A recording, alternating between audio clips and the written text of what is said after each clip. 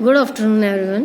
Book keeping in accountancy में हम जितने भी चैप्टर कंप्लीट कर चुके हैं उनका आपको रिवीजन करते रहना है।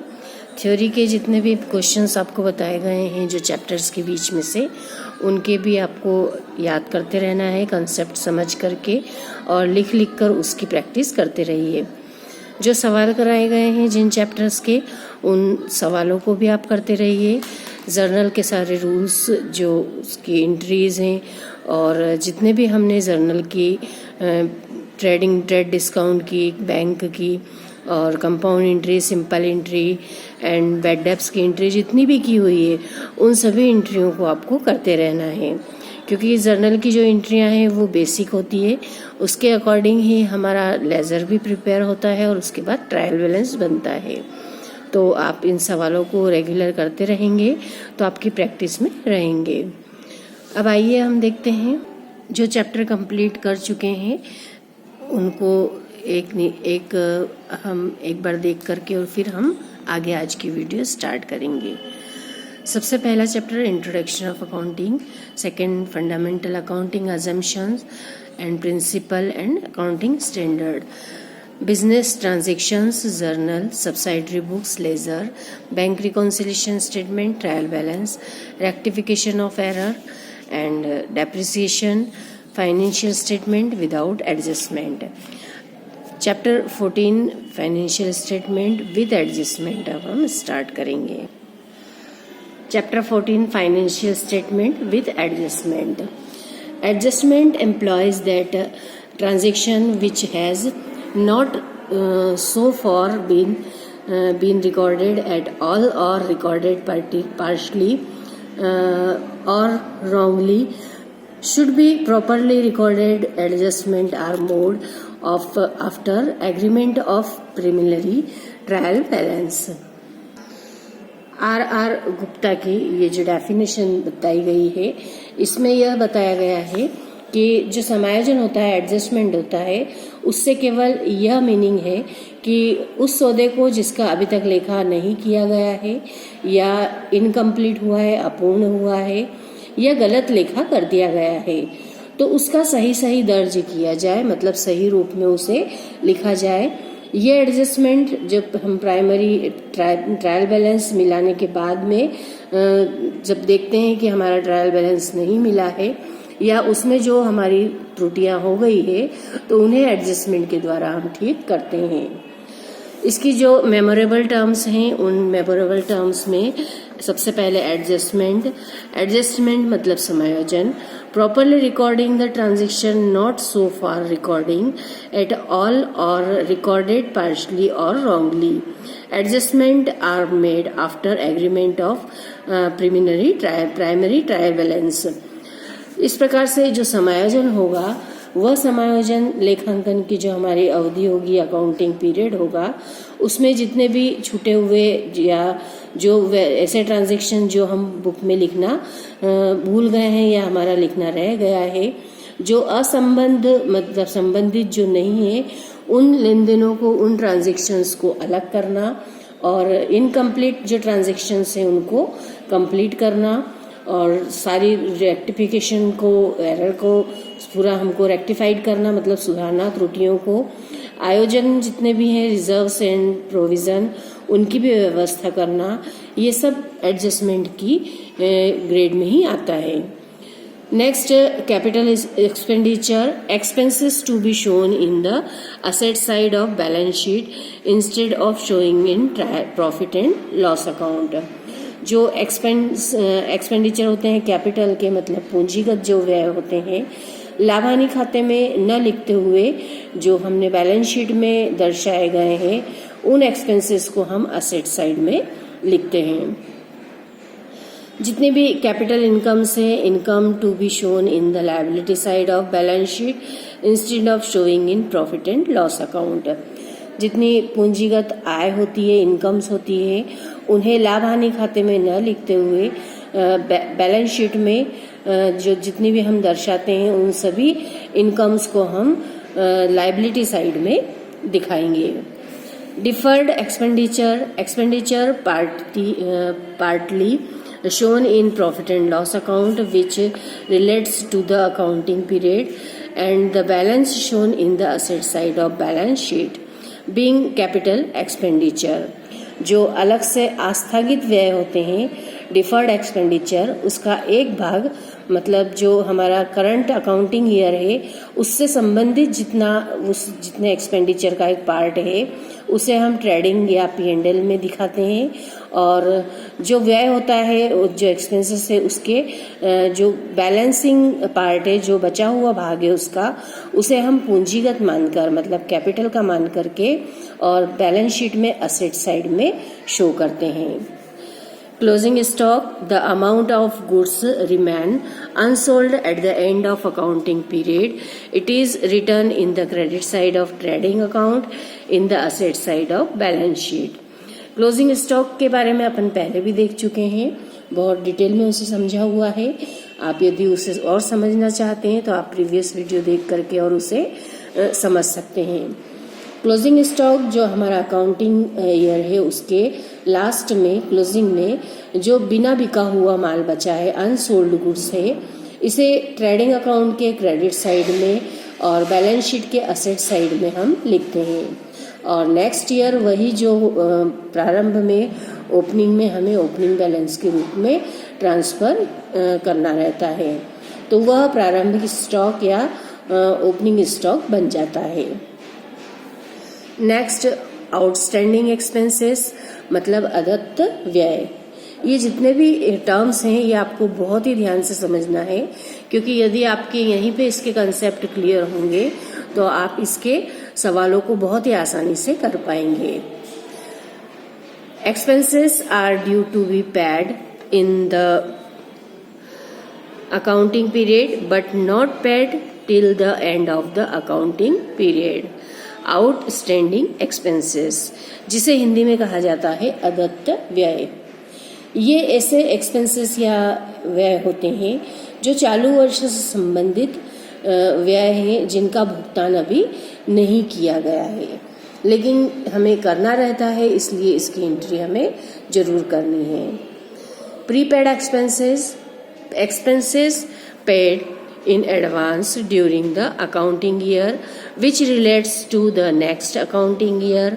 जो प्रीपेड या पूर्वदत्त व्यय होंगे उन व्ययों को चालू वर्ष में भुगतान कर दिए गए हैं, लेकिन जो चालू वर्ष से संबंधित न होकर अगले वर्ष से संबंधित है, इन्हें अग्रिम में चुकाए गए एक्सपेंसेस या एडवांस में दिए गए व्यय भी कहते हैं.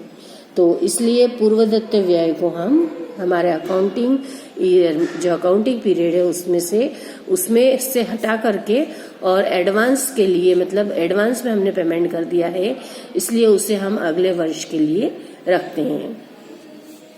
Next, accrued income. Accrued income मतलब उपार्जित आय. Income earned during the accounting period but not received till the end of the accounting year.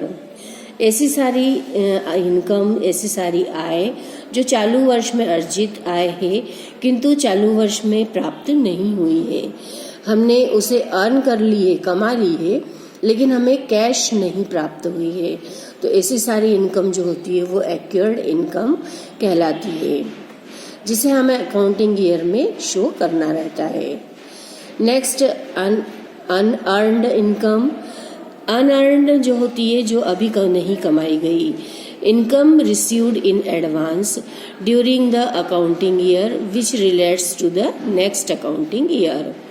ऐसी आय, ऐसी इनकम जो अनुपार्जित है, चालू वर्ष में उपार्जित नहीं हुई है, ऐसी आय किंतु इसका भुगतान हम अग्रिम रूप से चालू वर्ष में हमें प्राप्त हो गया है, मतलब ये हमें पहले से ही रिसीव्ड हो चुकी है. रिसीव्ड इन एडवांस इसे भी कहा जा सकता है. तो ऐसी इनकम्स को हम हमारे करंट ईयर में से हटाना पड़ता है, हटाते हैं, क्योंकि यह हमारे नेक्स्ट ईयर के लिए होती है. तो ऐसी इनकम जो होगी वो अनुपार्जित आय कहलाती है. नेक्स्ट है रिवर्स एंट्री मतलब विपरीत प्रविष्टि. Reverse entry is made in the beginning of next accounting year for the closing balances of outstanding expenses and outstanding incomes etc.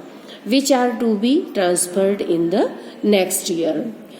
ऐसी रिवर्स एंट्री जिन एक्सपेंसेस के या आय के जो शेष अगले वर्ष के प्रारंभ में हस्तांतरित किए जाती हैं उनके संबंध में जब हम उसकी रिवर्स एंट्री करते हैं तो वह अकाउंटिंग वर्ष के प्रारंभ में ही कर दी जाती है। तो रिवर्स एंट्री जो होगी वो भी हम हमारे यहाँ पर एडजस्टमेंट में करेंगे। तो इस प्रकार से ये जो मेमोरेबल टर्म्स हैं ये मैंने आपको एक बार समझाई है। अब आप इसे पढ़ लेंगे तो आपको और थोड़ी समझ में आ जाएगी और इन्हीं को हम बीच में भी अभी चैप्टर में देखेंगे।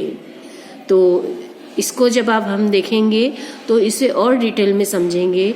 तब तक यदि आपको इसमें कोई डाउट है, थोड़ा सा आपको क्लियर नहीं हुआ है, तो आपकी जो भी क्यूरीज है आप जरूर मुझसे फ़ोन पर पूछिए या फिर मैसेज दे करके पूछिए। 14.1 से हमारा ये चैप्टर यहाँ एडजस्टमेंट स्टार्ट हुआ। एडजस्टमेंट में जो इसका मीनिंग होगा अब हम उसे देखेंगे। As discussed earlier, the financial statement or final account are prepared to know the financial result of business at the end of a particular accounting period. It is just possible that certain transactions pertaining to current year may stand unrecorded or partially recorded or wrongly recorded. It is also likely that transactions pertaining to next accounting year may have been recorded in the current year. It is essential, therefore, to see that all the transactions relating to the current year are properly and completely recorded, and transactions not relating to the current year should not be taken into consideration. जैसा कि हम पहले भी देख चुके हैं, जो financial statement हम प्रिपेयर करते हैं वो हमारी हम वित्तीय स्थिति जो फाइनेंशियल पोजीशन होती है उसको ज्ञात करने के लिए, उसको जानने के लिए हम यह अकाउंट्स प्रिपेयर करते हैं। तो जितने भी फाइनेंशियल स्टेटमेंट हम तैयार करेंगे उसमें हमारे अकाउंटिंग जो पीरियड है उससे संबंधित जो सारे ट्रांजैक्शंस हैं उनको हमें स्पेशली ध्यान रखना रहेगा। तो सारे ट्रांजैक्शन जो करंट ईयर के हैं उसे हमें यहाँ लिखना रहेंगे, जो करंट ईयर के नहीं हैं उन्हें हटाना रहेगा, और ऐसे सारे एडजस्टमेंट जिसका कि हम कुछ भी लेखा करने से छूट गए हैं या लेखा करना जिसका हम एडवांस में कर चुके हैं, कुछ रह गया है, तो वो सब यहाँ पर एडजस्टमेंट के द्वारा हम सही करते हैं। Adjustment means properly writing in the book of accounts the unrecorded, partially recorded or wrongly recorded transaction and rectifying the erroneous entries made somehow or the other in order to draw the accurate result and exact financial position of business। जो इसकी definition हमने are Gupta की starting में देखी थी वही definition एक बार और यहाँ बताई गई है। Adjustment implies that the transaction which has not so far been recorded at all or recorded partially or wrongly should be properly recorded. Adjustments are made after the agreement of preliminary trial balance. Means जितने भी हमारे यहाँ पर छूटे हुए transactions हैं उनको हिसाब की जो हमारी बुक ऑफ अकाउंट्स है उसमें लिखना, जितने भी असंबंधित लेन देन हैं उन्हें अपनी बुक्स से हटाना, और जितने इनकम्प्लीट रिकॉर्डिंग है उनको कंप्लीट करना, और जितनी रेक्टिफिकेशंस ऑफ एरर है उन्हें ठीक करना, दिए हुए जितने प्रोविजंस हैं, जितने भी रिजर्व्स हैं उन सब की व्यवस्था करना। इन सब का जब कार्य फाइनेंशियल स्टेटमेंट में किया जाता है तो वह एडजस्टमेंट कहलाता है। In mercantile system of accountancy it is essential to make such adjustment before the preparation of final account.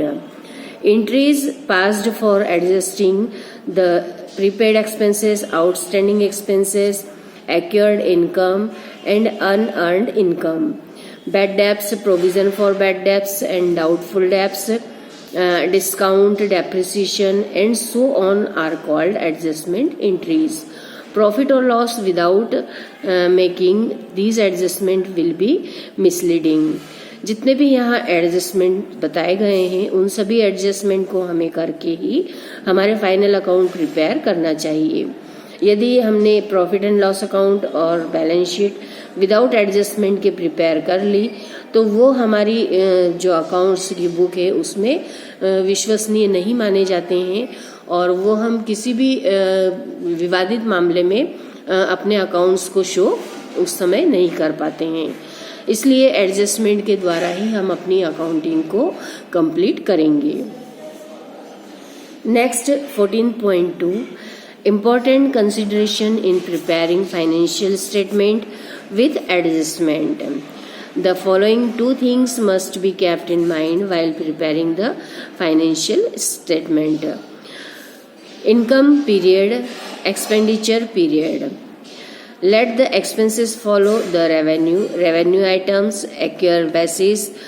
इसमें expenditure paid during the accounting year, expenditure pertaining to current accounting year, income received in current accounting year and income pertaining to current accounting year. तो इस प्रकार से जब भी हम final account with adjustment prepare करेंगे तो उसमें हमें इन जो नीचे दी गई बातें हैं उनका विशेष रूप से ध्यान रखना है। फर्स्ट, इनकम पीरियड, जो हमारी आय का या इनकम का पीरियड है या टर्म है या अवधि है, मतलब जिस अवधि में हमने जो इनकम रिसीव करी है उसी में उससे संबंधित ही हमें उसमें उसी ईयर में हमें उसे लिखना है। इसीलिए इस जो एक्सपेंडिचर पीरियड है उसका भी यही ध्यान रखना है कि जिस पीरियड का एक्सपेंसेस है वही एक्सपेंसेस हमें उसी पीरियड के लिए लिखना है, क्योंकि जो हमेशा इनकम होती है वो एक्सपेंडिचर के ही फॉलो करती है। Let the expenses follow the revenue, और एक्सपेंसेस हमेशा क्या करते हैं, इनकम के पीछे पीछे ही रहते हैं। रेवेन्यू आइटम मतलब आगमगत जो मदें होती है। All revenue incomes, revenue expenditure and revenue loss are return in profit and loss account. सभी जो आयगत या आगमगत खर्चे होते हैं या जितनी भी मदें होगी उन सबको हमेशा प्रॉफिट एंड लॉस के हम लॉस में ही हम लिखते हैं। एक्यूरल बेसिस मतलब उपार्जन का उसका आधार क्या है, यह भी हमें ध्यान रखना चाहिए कि जो एक्सपेंडिचर हुआ है वह कैपिटल का है या फिर रेवेन्यू का है, मतलब आयगत खर्चे या इनकम है या फिर आगमगत खर्चे या इनकम है या कैपिटल की है। तो दोनों ही में से हमें पहले यह डिसाइड करना होगा कि किससे संबंधित ये हमारे खर्चे और इनकम्स है, उसके बाद ही हम फाइनल अकाउंट प्रिपेयर करेंगे। 14.3 ऑब्जेक्ट्स ऑफ एडजस्टमेंट, जो ऑब्जेक्ट्स होते हैं या उद्देश्य होते हैं या क्या आवश्यकता होती है हमें एडजस्टमेंट करने की। तो इसका फर्स्ट पॉइंट है to record the income earned but not received during the current accounting year, to record all the expenses and losses due but not paid during the current accounting year, to rectifying the debit entry of expenses paid in advance relating to the next accounting year, to rectifying the incomes, gains and receipts recorded in the books not relating to the current accounting year, to rectifying the error committed in the book of account, to create reserves and funds for any loss or liability in future, to provide for depreciation on fixed assets and value of which is liable to diminished due to wear and tear, continue use and effusion of time, to allow interest on capital and charge interest on drawing, to get accurate result of operation of business, to know the exact financial position of business at the end of the accounting year. तो जितने भी यहाँ पे ये objects दिए हुए हैं, इन सभी उद्देश्यों के लिए ही हम हमारे यहाँ फाइनल अकाउंट प्रिपेयर करते हैं विथ एडजस्टमेंट के। मतलब एडजस्टमेंट करना इसलिए आवश्यक होता है क्योंकि जितने भी हमने इनकम्स अर्न किए हैं और जितने भी हमने प्रॉफिट लिए हैं, तो ऐसी सारी आय, ऐसे सारे लाभ और प्राप्तियां जो कि हमारे करंट ईयर या व्यापारिक वर्ष फाइनेंशियल ईयर में अर्जित की गई है, भले ही वो प्राप्त हुई हो न हुई हो, उसका लेखा किया जाना चाहिए। इसी तरह जितने भी एक्सपेंसेस और लॉसेस होते हैं जो हमारे करंट ईयर से संबंधित हैं, उन एक्सपेंसेस और हानियों को लेखों में सम्मिलित करने के लिए ही हम एडजस्टमेंट करते हैं। जितने भी एडवांस में हमारे एक्सपेंसेस हैं उनको हम अलग कर दें। ऐसे एक्सपेंसेस जो कि हमारे नेक्स्ट ईयर से संबंधित है किंतु उनका भुगतान हमें इसी करंट ईयर में प्राप्त हो गया है, तो उसे हमें करंट ईयर से हटाना रहेगा। इसलिए असंबंधित जो इनकम्स होती है उसी तरह इनकम को भी हमें हटाना रहेगा। रेक्टिफिकेशन ऑफ एरर करना, त्रुटियों में सुधार करना, जितने भी फंड्स एंड रिजर्व हैं उनको बनाना, डेप्रिसिएशन की व्यवस्था करना, क्योंकि जब हम संपत्ति का या किसी भी असेट्स का यूज करते रहते हैं तो उसकी वैल्यू में, उसके मूल्य में कमी आती है। और जितनी भी कैपिटल और ड्राइंग्स हैं उन पर इंटरेस्ट भी लगाना होता है, क्योंकि जो कैपिटल पर इंटरेस्ट लगता है वह प्रोप्राइटर की पर्सनल इनकम मानी जाती है और जो ड्राइंग्स पर इंटरेस्ट लगता है उससे उसकी कैपिटल कम होती है। तो यही उद्देश्य होते हैं जिसके लिए हम फाइनल अकाउंट प्रिपेयर करते हैं, और एडजस्टमेंट करने के बाद ही यदि हम बनाएंगे तो वो हमारे फाइनल अकाउंट सही माने जाएंगे। क्योंकि जब फाइनल अकाउंट हम प्रिपेयर कर लेते हैं उसके बाद हमारे यहाँ बिजनेस में ऑडिटिंग भी होती है, तो ऑडिटिंग के द्वारा हम हमारे यहाँ के सारे अकाउंट्स को चेक करके ऑडिटर के द्वारा या सीए के द्वारा यह एक सर्टिफिकेट दिया जाता है कि इन्होंने अपने यहाँ के अकाउंट्स पूरे कंप्लीट किए हैं और उसमें किसी भी प्रकार का कोई त्रुटि या कोई एरर नहीं रहा है। तो ये सर्टिफिकेट सीए के द्वारा प्राप्त होना बहुत कंपलसरी होता है। इसी के अकॉर्डिंग फिर हमारे सारे टैक्सेबल जो आइटम्स होती है उन पर टैक्स लगता है, और जो हम इन टैक्स बचाने के लिए भी प्रावधान करना चाहें उसके लिए भी हम एक हमारे पास ऑप्शन होता है कि हम किस तरह से हमारे टैक्स को कम कर सकें। तो आप लोगों ने ये जितने सब पॉइंट्स दिए हुए हैं एडजस्टमेंट के, और जितनी अभी मैंने आपको ये थ्योरी बताई है, इसे आप याद रखेंगे। इसके बाद अब हम जो मेन एडजस्टमेंट देखेंगे उसमें आपको क्लियर होगा कि हमें किस तरह से सवाल करते समय इन एडजस्टमेंट को एडजस्ट करना है। मतलब इनका किस तरह से हम एडजस्टमेंट करें जिससे कि हम अकाउंट्स को सही कर पाएंगे। तो मेन एडजस्टमेंट में फर्स्ट क्लोजिंग स्टॉक होगा। क्लोजिंग स्टॉक ट्रायल बैलेंस के बाहर लिखा जाता है, उसे बैलेंस शीट में हम 2 स्थानों पर दिखाते हैं। ये आपको मैं पहले भी बता चुकी हूँ, और जब हमने फाइनल अकाउंट के विदाउट एडजस्टमेंट वाले सम किए हैं तब भी हमने इस पॉइंट को देखा था। तो ये पॉइंट आपका मतलब पहले आप कर चुके हैं, तो आप ये मानकर चलिए कि आपका फर्स्ट एडजस्टमेंट कंप्लीट हो गया। तो जब भी आप सवाल करेंगे आपके लिए सबसे पहला एडजस्टमेंट यही मिलेगा, क्लोजिंग स्टॉक। क्लोजिंग स्टॉक मतलब अंतिम रहतिया। जब भी क्लोजिंग स्टॉक का एडजस्टमेंट आपके पास आएगा तो उसमें आपको सिर्फ यह एक विशेष रूप से ध्यान रखनी है कि उसे ट्रेडिंग अकाउंट के क्रेडिट साइड में एज इट इज लिखना है, और उसके जो बैलेंस शीट बनाएंगे हम उसमें हमें असेट साइड में उसे लिखना रहेगा। इसमें एक पॉइंट और जो मैंने बताया था उसमें कि जब कैलकुलेशन किया जाता है उसका या वैल्यूएशन किया जाएगा तो उसमें दोनों ही मूल्य यदि दिए हों, जब हमें क्लोजिंग स्टॉक के एक ही मूल्य दिया होगा तो हमें वही लिखना रहेगा, लेकिन जब 2 मूल्य हैं, 2 वैल्यू दी हुई होगी उसकी, तो हमें उसमें से किसी एक वैल्यू को लिखना रहेगा। तो उस समय हमें यह ध्यान रखना है कि विच एवर इज लेस, ये मैं आपको पहले भी रिपीट करवा चुकी हूँ जो भी दोनों वैल्यू में से कम होगी उसे ही हम हमारी अकाउंटिंग में शो करेंगे। मतलब जो वैल्यू कम है उसे हम अपने क्लोजिंग स्टॉक को दिखाएंगे, उसी वैल्यू को लिखेंगे। तो आप अभी तक जितने भी आपने सवाल किए हैं उनमें आपने क्लोजिंग स्टॉक का तो किया ही होगा, क्योंकि अभी तक जो विदाउट एडजस्टमेंट वाले हमारे मैक्सिमम सवाल हो चुके हैं और उसमें क्लोजिंग स्टॉक तो हर सवाल में आया है और हर सवाल में आपने क्लोजिंग स्टॉक का ट्रीटमेंट किया है, मतलब उसे 2 स्थानों पर आपने लिखा है। तो यहाँ पर फर्स्ट एडजस्टमेंट में भी हमने यही आगे और देखेंगे कि क्लोजिंग स्टॉक के बारे में और क्या मेन बात आती है या मेन पॉइंट और क्या ध्यान रखना है। लेकिन अब तक के लिए, क्योंकि आप अभी सवाल आपके जो चल रहे होंगे या आपके जो डाउट्स निकल रहे होंगे उसमें विदाउट एडजस्टमेंट वाले जितने भी डाउट्स हैं वो आप अभी क्लियर करवा लीजिए, क्योंकि अब जब हम विद एडजस्टमेंट वाले सवाल करेंगे तो आपके जो पुराने जितने भी क्यूरीज हैं या जितने भी डाउट्स हैं वो सब तब तक क्लियर हो जाने चाहिए। तो इसलिए आप इसके सवाल कंप्लीट कर लीजिए विदाउट एडजस्टमेंट के, और एडजस्टमेंट की इतनी थ्योरी पढ़ के रखेंगे। इसके बाद अब हम नेक्स्ट एडजस्टमेंट को देखेंगे।